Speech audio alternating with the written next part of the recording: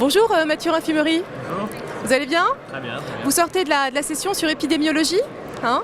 Alors actuellement vous êtes à San Diego, on en reparlera tout à l'heure, mais dites-nous un petit peu ce que vous avez retenu qui est intéressant pour les malades de cette session épidémiologie. Ouais, c'était une session d'épidémiologie très intéressante, un peu différente des sessions auxquelles on a l'habitude d'assister. Il y a eu notamment 3 communications sur l'alimentation et le risque de développer les maladies inflammatoires intestinales ou l'impact de l'alimentation sur l'histoire de la maladie. Et c'était 3 recherches qui montrent très bien comment on peut faire de la recherche translationnelle, vraiment de la recherche fondamentale aux malades.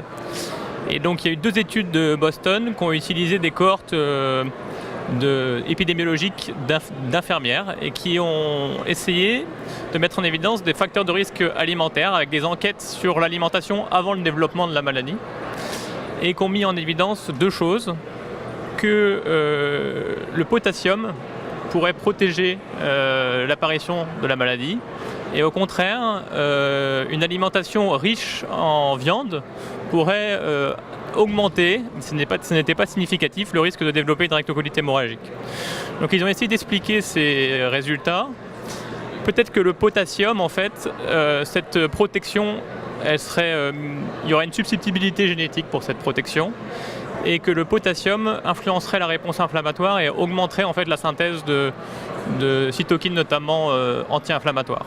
Pour la viande rouge, c'est plus compliqué.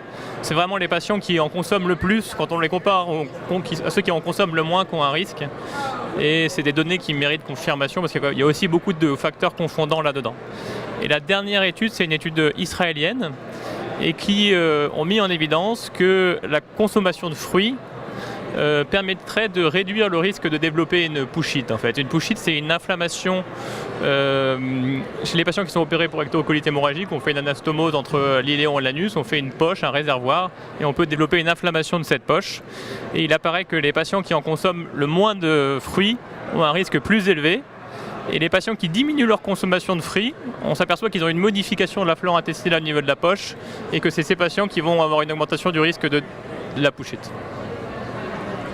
Donc globalement, la nutrition a quand même d'une certaine façon une influence à la fois sur l'apparition de la maladie et à la fois sur son inflammation ou son aggravation, j'en sais rien.